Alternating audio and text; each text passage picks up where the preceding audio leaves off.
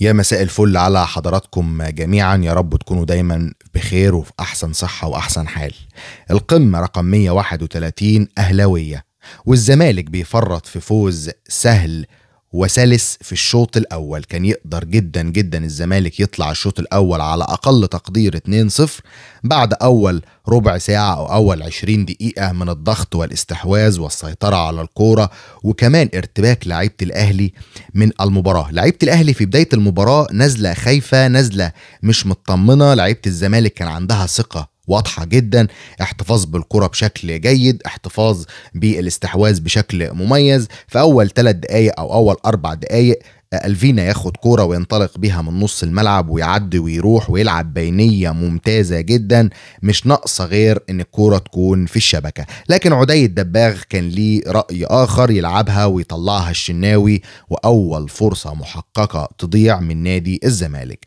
بعديها نفس السيناريو، نفس المسلسل، سيطرة واستحواذ للزمالك. الأهلي مش موجود، صمت يخيم على مدرجات النادي الأهلي، ولعيبة الأهلي خايفة، رجليها مش شايلاها، لعيبة الأهلي مش مركزة. تيجي كورة مميزة جدا ما بين أدم كايد وناصر ماهر، هات وخد، يلعب له أدم كايد بينية حلوة قوي، يضرب ال3 مدافعين اللي واقفين بباصة واحدة، وناصر ماهر فضل يعمل التسديده في الزاويه البعيده. انا ما اعرفش ليه ان انت لو كنت اصلا لعبتها في الضيقه كانت هتبقى هدف اساسا. محمد الشناوي كان واخد كام خطوه في ناحيه الشمال ان هي هتتلعب اصلا في البعيده، فعلشان كده هو كان مظبط نفسه ان هي تتلعب بليسنج يعني في الزاويه البعيده، فعلشان كده كان واخد كام خطوه على ايده الشمال وفي الناحيه الشمال. لكن قرر بفزلكه وقرر برعونه شديده جدا ناصر ماهر يلعبها في الزاويه البعيده، كوره تعدي جنب القائم الشمال وتطلع ضربه مرمى، وتاني هدف محقق. بعد كده وصلت للدقيقه 30، ابتدى نادي الاهلي يشد حيله شويه، يتمالك نفسه شويه، جمهوره ابتدى يصحصح لاعيبته، وفي وسط ده كله ضربه جزاء لنادي الزمالك. ضربه جزاء عدي الدباغ يخطف وكوكا يشوط رجله، وتيجي ضربة جزاء يدخل عبد الله السعيد يضيعها وتترد مرة تانية، والحكم تطلع ضربة ركنية يعني، وبعد كده الحكم يراجع الفار ويرجعوها تاني، ويدخل حسام عبد المجيد يجيب الهدف. الشوط الأول ينتهي بتقدم زملكاوي وسط مأساة أهلوية. الأهلي ما كانش شايف تماما تماما تماما في الشوط الأول، ضيعت من إيدك فوز سهل جدا بأقل مجهود، تطلع الشوط الأول على أقل تقدير 2-0 لنادي الزمالك. يبدأ الشوط الثاني وطبعا كان في إصابة اضطرارية لعدي الدباغ، نزل مكانه ناصر منسي، وبرضه هنرجع لتغييرات المدرب وحكاوينا عن المدرب وكلامنا عن المدرب، وهنقول كل حاجة النهاردة بإذن الله.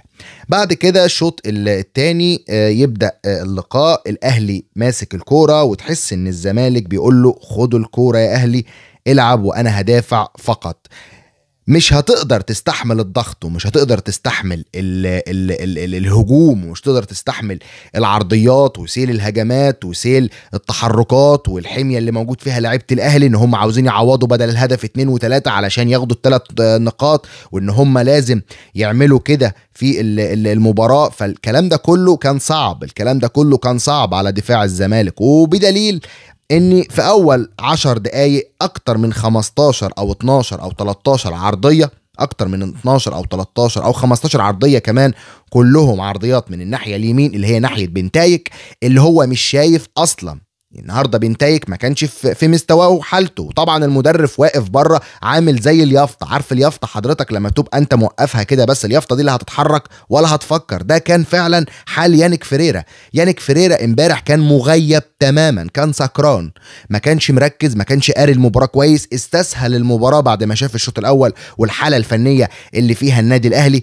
فكل الكلام ده لازم كمان الناس اللي معاه في الجهاز تصحصحه وتقول له يا ابو الكباتن احنا بنلعب الاهلي، احنا مش بنلعب اي فريق تاني. انت كنت بتلعب فرق تانية وغلبتك، وادي دجله غلبك، اتعادلت مع المقاولين وتعادلت مع الجونه، فانت حضرتك بتلعب النادي الاهلي اللي هو عاوز الثلاث نقط باي شكل علشان يرجع تاني للمنافسه ويرجع لصداره جدول الترتيب. فانت اديته فرصه ذهبيه، فرصه جهنميه، وفرصه يعني من ذهب، فرصه من ذهب بشكل يعني لا توصف، وبشكل كبير جدا. اديته فرصه ان هو يركب الجيم من الاول. فحضرتك انت شايف ان محمود بنتايك مش موجود، مش بيدافع كويس، مش بيهاجم كمان كويس، خلاص اسحبه، مفيش اي مشكله.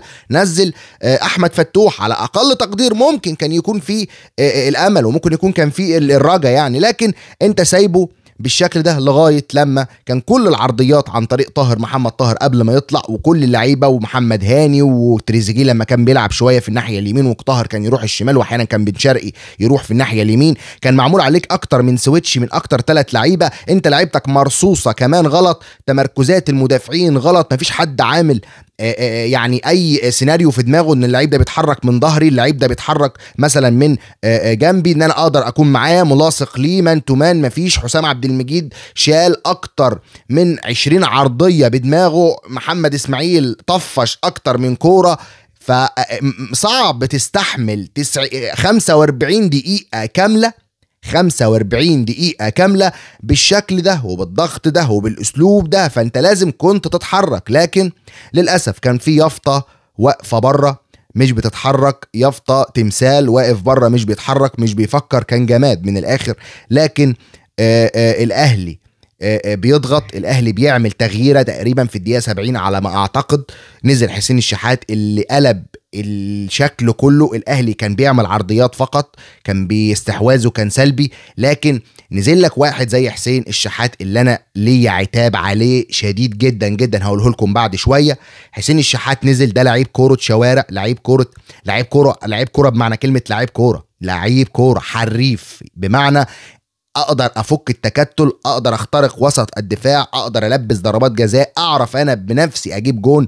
فكل محمد طاهر كان بيلعب العرضية، يطلع الدفاع عند بن شرقي، يعمل بينية، يطلع الدفاع، يرفع عرضية، يطلع الدفاع. لكن حسين الشحات في الجون الاولاني اكتر من 16 تمريره تقريبا، ودفاع نادي الزمالك واقف بيتفرج، مفيش حد بيقابل، مفيش حد بيضغط، كله بيحلق. عارف انت بتحلق حلق، ده اللي كان بيحصل بالظبط. مفيش حد من لعيبه نادي الزمالك كانت بتضغط بشكل قوي. حسين الشحات يعمل باصه سهله وسلسه جدا جدا جدا وسط ال3 مدافعين اللي كانوا قدامه، ياخدها شريف، ويقرر حسام عبد المجيد يبيع نفسه بشكل غريب جدا جدا جدا، ان هو يتزحلق بشكل غريب. محمد شريف اصلا ما كانش هيسدد، انت لو كنت بس حجزت عليه كان هيرجع ورا وكان هيبصيها بعيد، لكن انت قررت ان انت تبيع نفسك وتعمل يعني اخر قرار ممكن يتاخد، ان هو ممكن تعمل تاكلينج في الارض، او ان انت تعمل بلوك علشان يحاول تمنع التسديده لو هيكون فيها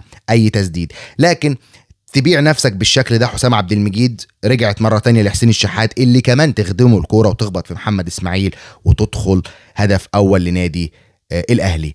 يسكت فريرة على ده كله؟ لا، برضه نايم، برضه سكران، برضه مش دريان، برضه واقف على الله خالص، مفيش حاجة في دماغه، الماتش مش في دماغه، حزق وحرقة الجمهور وحرقة دم الجمهور اللي في الاستاد ده ولا فارق معاه ولا شايف اي حاجة خالص. فاكر نفسه انا بلعب قدام اي فرقة وعادي مفيش اي مشاكل. الاهلي حط الهدف الاولاني واستمر برضو بسلسلة الضغط، استمر برضو بسلسلة التنوع في الهجمات من كل حتة في الملعب، من الباك الشمال والباك اليمين ومن العمق، من كل حتة في الملعب كان بيعمل منها الاهلي هجمات. بعد نزول حسين الشحات تقريبا الاهلي تغير 360 درجة، ابتدى الاهلي يكون خطر، ابتدى الاهلي يكون شرس جدا جدا جدا، ابتدى الاهلي يكون منظم في الهجوم، مرة من عند اشرف بن شرقي لحسين الشحات، ومن حسين لمحمد هاني تلاقي عرضية خطر، تلاقي حسين الشحات بيخترق، تلاقي كام فنت من حسين الشحات. حسين الشحات امبارح في ربع ساعة فقط عجز كل أجنحة الأهلي إن هم يعملوا حاجة في 70 دقيقة. حسين الشحات في ربع ساعة فقط جاب المكسب للنادي الأهلي. الهدف الثاني خطأ ساذج جدا جدا جدا من طبعا محمود بنتايك، انطلاقة من الناحية اليمين لحسين الشحات، هو عارف ان بنتايك هيمد رجله علشان يطفش، لكن يحط جسمه وضربة جزاء مستحقة زي ضربة الجزاء بتاعة طبعا عدي الدباغ في الشوط الاولاني اللي دخل شوط عبد الله واتصدت واتعادت، ودخل حسام عبد المجيد يسجلها هدف تاني. بعد كده الاهلي ضغط تاني وكان ممكن يجيب التالت والرابع كمان. سرحان دفاعي، مفيش وسط ملعب، يروح يعمل ايه بقى فريرا؟ يانيك فريرا يروح ساحب كل لعيبه وسط الملعب ويسيب عبد الله السعيد اللي هو 40 سنه، سايب 40 سنه اللي هو مش شايف. انا مش بتكلم على عبد الله السعيد بشكل غلط او مش او انا مش بقول عليه ان هو كلاعب سيء، لا، لكن يا جماعه ده لاعب، انتوا ليه مش مقتنعين ان ده لاعب 40 سنه؟ دايما احنا نقول ان العمر ده، ان السن ده مجرد رقم، والعمر ده مجرد رقم. انا ما عنديش مشكله، وعبد الله السعيد واحد من اساطير الكوره المصريه، انا مش بتكلم عليه بشكل عاطل او انا بتكلم عليه بشكل سيء. انا بتكلم ان عبد الله السعيد امبارح كان مش في الفورمه ومش قادر يجري، هو بيعمل لك باصات، بيلعب على الواقف، والمباراه دي عاوزه النفس وعاوزه الشباب، فيروح مطلع دونجا ويطلع ناصر ماهر وما ينزلش حد زي احمد حمدي مثلا، او ينزل حد يشغل الملعب شويه يكون شباب والكلام ده كله. وجاي تنزل انت دلوقتي في الدقيقه 80 بعد ضربه الجزاء اللي جايه الثانيه او دقيقه 82 بتنزل معالي في وسط الملعب. ده مش وسط ملعب، ده جناح. وبزيرة امبارح ما كانش موجود، ما حدش ساند بزيرة، ما حدش باصه كتير لبزيرة. دي في لقطه يا جماعه، لقطه كارثيه. بزيرة راح لكل لاعب من لعيبه نادي الزمالك بيتحلل لهم، بيقول لهم لو سمحتم بصولي. انا الكام كوره اللي جات لي بزيرة، كوكا كان بيركب عليه، كان بيوقعه، لانه مش هيقدر يعمل معاه حاجه غير ان هو يعمل معاه فاول. بزيرة ما كانش هيقدر يستلم كرات كتير الا لما تديله كرات كتير، وكمان تديله في مساحه وتديله في رجله وتشغله زي ما انت كنت بتشغله في المباريات اللي فاتت. لكن اللعب كله كان مايل ناحيه الشمال عند بنتايك وعند ادم الكايد. لكن على اي حال امبارح بزيرة برضه ما كانش في حالته، ادم الكايد كان خارج الفورمه، عبد الله السعيد، كل الفرقه بصراحه كانت خارج الخدمه في الشوط الثاني تحديدا. محمد صبحي لا يسأل عن الهدفين تماما، ضربه جزاء، وطبعا الهدف اللي غير الاتجاه فيه محمد اسماعيل ودخل. وعلى فكره برضه يعني خط دفاع الزمالك امبارح ما كانش بالسوء، لكن خانهم التوفيق في الرقابه وخانهم التوفيق في البلوكات على اي حد بيسدد. طيب الحكم امبارح كان متميز، الجميع بيتكلم على ضربة الجزاء اللي اتعادت. حضرتك ضربة الجزاء اللي اتعادت بسبب ان اللاعب اللي دخل جوه ال18 بعد ما اتصدد هو اللي استفاد وطلع الكورة، وهو اللي طلع الكورة الى ضربة ركنية. برضو شفت اسئلة تاني بتتكلم بتقولك طب هو ليه الحكم لما حسب ضربة الجزاء على بنتايك اللي جت في بطنه او جت في جنبه حسبها، عملها اسقاط، ما عملش ان الكورة طلعت ضربة ركنية؟ الكورة دي حضرتك اول ما شافها الحكم، هو الحكم توقع او تخيل ان الكورة جت في ايده، فهو راح حسب على طول ضربة جزاء، ما شاف ما استناش لغاية لما الكورة طلعت ضربة ركنية. في الحالة دي على فكرة لو انت رجعت للقانون وشفت القانون هتلاقي نص القانون ان هو تعمل اسقاط في نفس المكان للفرقة اللي اتحسب عليها ضربة جزاء او اتلغت يعني بعد الرجوع لتقنية الفيديو. يعني دي حاجة من الحاجات. برضو عتابي على حسين الشحات. عتابي على حسين الشحات، انا اكتر حد دايما بيدافع عن حسين الشحات، وانا كزملكاوي يعني بدافع دايما عن حسين الشحات، لاني انا بحب لعيب الكوره، بحب لعيب الكوره الحريف، لعيب الكوره، لعيب كوره الشوارع، الكوره اللي احنا كنا بنلعبها اللي هو يقدر يعدي من خرم ابره، فاهم قصدي؟ فاكتر حد كان بيدافع عنه انا. فانت امبارح بتعمل حركه ان هي يعني بتعمل بايدك كده لاخوان بزيرة ان انت قصير او ان انت قليل او ان انا مش شايفك او اي حاجه. خوان بزيرة لا راح استفزك، لا راح كلمك، لا راح عمل حاجه قدامك، لا راح عمل معاك اي مشكله. انت بتستفزه ليه؟ يعني انا مش فاهم انت بتستفزه ليه؟ انت رايح تعصبه ليه؟ انت رايح تتريق عليه ليه؟ انت بتتريق على خلق الله ليه؟ هو قصير على اساس ان انت مترين يا حسين، على اساس ان انت مترين يعني هو مثلا متر و60 سنتي، انت ممكن تكون متر 65 سنتي يعني بالكتير، ما انت قصير يا حسين برضو، معلش يعني ما انت قصير يعني. وعامل لي زبيبة صلاة في راسك، وان انت بتاع ربنا وبتصلي وبتصوم وراجل محترم وبتاع والدنيا دي. وحاجة تاني برضو، لما حسين الشحات زمان في مباراة بيراميدز سب الدين، اعتقد كان للشيبي او لحد تاني من لعيبة البيراميدز، ما خدش عقاب ولا اي حاجة. يعني انت حضرتك بتسب الدين وكمان بتتنمر على خلق الله. شوف نفسك يا اخي، شوف نفسك يا اخي، انت بتتنمر على مين؟ شوف نفسك وشوف شكلك. انا اكتر حد كان بيدافع عنه على فكرة، لكن اللي انت بتعمله ده غلط، واللي انت بتعمله ده ما يصحش. دي مش كورة ولا رياضة. دي رسالتي لحسين الشحات. نيجي بقى رسالتي لمين؟ للداهية السوداء، الداهية المنيلة فيريرا. الداهية السوداء والداهية المنيلة فيريرا. وبعد ما هتكلم عن فيريرا هقول رسالة بس بسيطة لعدي الدباغ، وبعد كده ننهي الحلقة بتاعتنا النهاردة. رسالتي لفيريرا: انا قبل مباراة القمة كنت عملت فيديو قلت والله انا مش خايف من اللعيبة، انا خايف منك انت. وبالفعل انا خايف من يانيك فيريرا. يانيك فيريرا يتحمل جزء كبير من مسؤولية المباراة، والجزء الاخر يتحمله برضو اللعيبة. لكن الجزء الاكبر من فيريرا مفيش تركيز، مفيش قرايه للمباراه، وكمان مفيش تحضير جيد للمباراه. انت بتلعب الاهلي، معلش انت مش راح تلعب كهرباء الاسماعيليه مع احترامي يعني، لكن انت بتلعب الاهلي. مفيش اي تحضير جيد للمباراه، مفيش اي كلام يعني اقدر اقوله انا او اقدر اتكلم عليه ان الراجل ده كان ناجح في حاجه او الراجل ده عمل تغييرات كمان كويسه. لا، تغييراته يعني زي ما اقول لك ايه، على الله ان شاء الله. انا هنزل اي حد عندي هجومي وانا مغلوب ويلا. طب حضرتك انت ليه مش بتنظم خطوطك؟ انت ليه حضرتك مش بتوقف لعيبتك صح؟ انت ليه اصلا واقف على الخط زي خيال المآتة؟ انت مالكش لازمة حرفيا في نادي الزمالك. انت احسن مباراة عملتها كانت مباراة النادي المصري فقط لا غير. ما شفتلكش مباراة كويسة اتعملت منذ دخولك نادي الزمالك يا راجل. ده انت لعبت وادي دجلة مباراة ودية، غلبوك في المباراة الرسمية. يعني المدرب اللي يخسر من نفس المدرب مرتين في لقاء رسمي وفي لقاء ودي، بصراحة المدرب ده ما ينفعش يدرب ولا يكون متواجد في نادي كبير زي اسم نادي الزمالك. دي حاجة.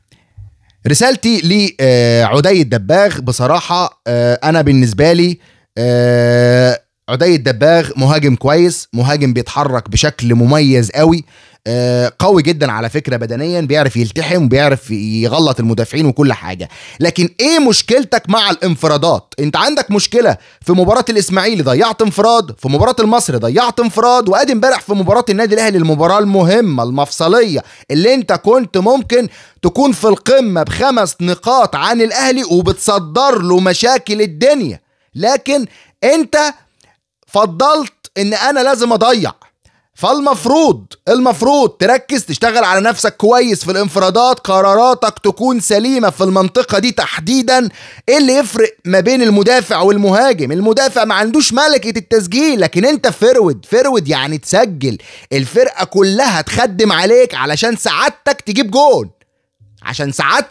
جون. لكن انت امبارح فضلت تاخد اكتر قرار غلط في الانفراد اللي جالك. انا معرفش انت كنت بتفكر في ايه، بصراحة انا معرفش انت كنت بتفكر في ايه. دي اخر حاجة لعدي الدباغ. يانيك فيريرا لازم يصحى، لو مفيش صحيان لازم يمشي.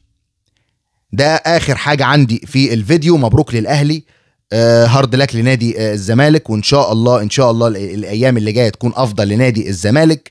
الموسم ده اعتقد هيكون موسم بناء، لازم تبني على الفرقة. انت محتاج تاني وتالت ورابع، انت جبت حوالي تقريبا 12 لعيب تقريبا، المفروض تجيب قدهم تاني وتبني فرقة. ما تبصش على بطولات السنة دي، والله قدرت تاخد بطولة السنة دي مفيش اي مشاكل، ما قدرتش مفيش اي مشاكل. ما تهدش المعبد.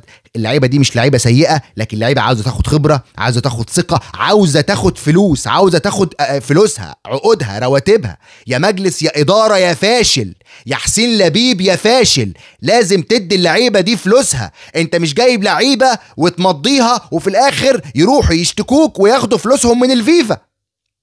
يا حسين لبيب يا فاشل، ارحل يا فاشل. ده اخر كلام عندي ومش هقدر اقول اكتر من كده، وحسبي الله ونعم الوكيل في كل حد خلى الزمالك بالشكل اللي احنا شايفينه ده. لو عجبك الفيديو ما تنساش اللايك والاشتراك في القناة علشان تشوف كل جديد في كرة القدم واخبار نادي الزمالك واخبار النادي الاهلي وكل الحاجات اللي انت بتحب تشوفها في كرة القدم. شكرا وسلام عليكم.